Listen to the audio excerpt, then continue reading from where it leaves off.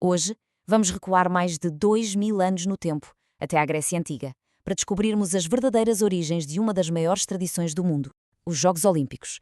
E acreditem, a história é bem mais intensa do que se calhar estão à espera. Pensem nisto. Um mundo onde as cidades estão quase sempre em guerra umas com as outras. E, de repente, tudo para. Porquê? Por causa de um evento desportivo. Um evento tão poderoso que obrigava toda a gente a largar as armas. Que evento seria este? Pois é, esse evento existiu mesmo. Eram os Jogos Olímpicos da Antiguidade. Mas atenção, não era só desporto, era muito mais. Era uma espécie de festival gigante que misturava cerimónias religiosas, encontros sociais e, claro, competição ao mais alto nível. Era o evento que unia todo o mundo grego. Ok, para entendermos mesmo o que eram estes jogos, temos de começar pelo mais importante. Na sua base, era um festival religioso. Todo o evento era, na verdade, uma grande homenagem a Zeus, o rei dos deuses. A data oficial para o arranque dos jogos é esta, 776 a.C., na cidade de Olímpia. E atenção, os jogos aconteciam de 4 em 4 anos e este ciclo era tão, mas tão importante, que os gregos antigos usavam-no para medir o tempo. Em vez de dizerem um ano, diziam algo como estamos no segundo ano da 21ª Olimpíada. Era basicamente o calendário deles. E como é que conseguiam parar as guerras? Bem, com uma ideia absolutamente genial: a trégua sagrada. Antes dos jogos, uns mensageiros viajavam por toda a Grécia a anunciar uma paz obrigatória. E se alguma cidade desrespeitasse esta trégua, estava a cometer uma ofensa gravíssima aos deuses e arriscava-se a multas enormes. Era esta regra de ouro que garantia que todos pudessem viajar em segurança até Olímpia. E se ainda há dúvidas de que a religião estava no centro de tudo, pensem nisto. O ponto alto dos jogos não era uma final desportiva, era o sacrifício de 100 bois no altar de Zeus. Imaginem só a cena. No terceiro dia acontecia este ritual enorme. Uma parte da carne era queimada como ofrenda ao Deus, mas o resto era por um churrasco gigante para todos os presentes. Era um momento que misturava devoção e festa. Ok, já percebemos o contexto. Mas e os atletas? Quem eram estas pessoas que iam à Olímpia competir? Bem, as regras eram bastante rigorosas e muito específicas. Vamos espreitar quem é que podia sequer sonhar em competir. Ora bem, as regras eram muito claras e já agora bastante exclusivas. Primeiro, era preciso ser um homem livre e falar grego. Portanto, escravos ou estrangeiros estavam fora. Mas há aqui duas regras que são fantásticas. Uma, era preciso chegar à Olímpia um mês antes para treinar debaixo de olho dos juízes. Era para provar que estavam mesmo em forma. E a outra? Sim, é verdade, competiam completamente nus. A ideia era celebrar o corpo humano e, claro, garantir que ninguém fazia batota. E as mulheres? Bem, a situação era diferente. As mulheres casadas, por exemplo, nem sequer podiam assistir aos jogos dos homens. Mas isso não quer dizer que não competissem. Havia um evento à parte só para elas, os Jogos de Hera, em honra da deusa Hera. Nesses jogos, as mulheres jovens competiam principalmente em corridas a pé e usavam uma túnica curta. Era um festival separado, mas mostra que também elas tinham um espaço de competição.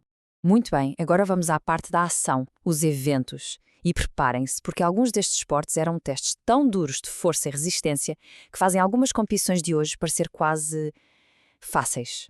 O evento mais antigo e prestigiado era a corrida do estádio, o Stadion. Era um sprint de cerca de 192 metros e era tão importante que o nome do vencedor era usado para nomear toda a Olimpíada, ou seja, os 4 anos seguintes. Mas para quem achava um sprint pouco, havia a corrida com armadura, onde os atletas corriam a carregar escudos super pesados, a força que era preciso ter. Depois tínhamos os desportos de combate, que eram de uma brutalidade incrível. O mais famoso era o pancrácio. Pensem nisto como uma espécie de MMA da antiguidade, mas muito mais selvagem. Era uma mistura de boxe com luta livre, onde quase tudo era permitido. As únicas regras eram mesmo não morder e não enfiar os dedos nos olhos. O combate só acabava quando alguém desistia ou ficava inconsciente. Era um teste limite à dor. Então, como é que se encontrava o atleta mais completo de todos? Com o pentátulo. Eram 5 eventos: salto em comprimento, feito com pesos nas mãos, lançamento do disco, lançamento do dardo, uma corrida e, para terminar, luta livre. Quem ganhava o pentátulo era considerado o atleta supremo, o que tinha o conjunto de habilidades mais próximo do guerreiro ideal. Agora, o invento talvez mais espetacular e sem dúvida o mais perigoso, as corridas de bigas com 4 cavalos. Eram caóticas, cheias de acidentes violentos, um verdadeiro espetáculo para a multidão. Mas aqui fica uma pergunta: quem é que acham que era declarado o vencedor? A resposta é surpreendente. Era o dono dos cavalos, não o condutor que arriscava a vida na pista. O vencedor oficial era a pessoa rica que financiava a equipa. Esta regra um bocado estranha permitia que os mais ricos se tornassem campeões olímpicos sem sequer competir. E curiosamente, como as mulheres podiam ser donas de cavalos, esta era a única forma de uma mulher ser considerada uma campeã olímpica.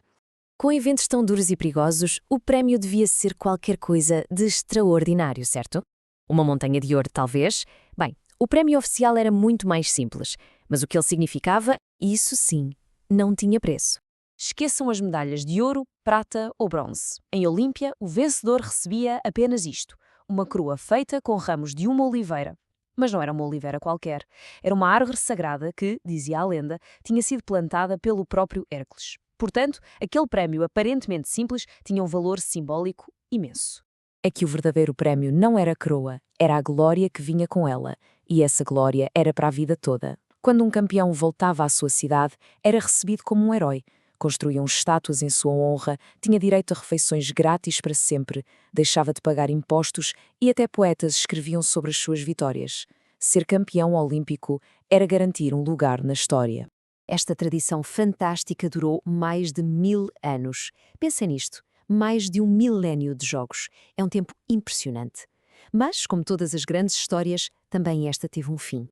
O que é que aconteceu? Primeiro, com a conquista romana, o espírito original dos jogos começou a perder-se. Mas o golpe final vem no ano 393 d.C.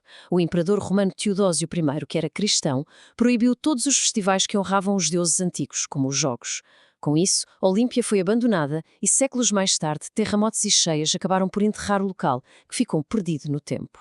E para terminar, deixo esta ideia no ar.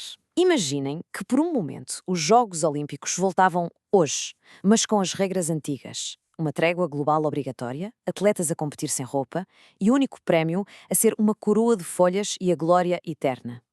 Como é que seria? É um bom exercício para percebermos o quão diferente era aquele mundo e o que é que eles realmente valorizavam: a honra, a fé e a busca pela superação.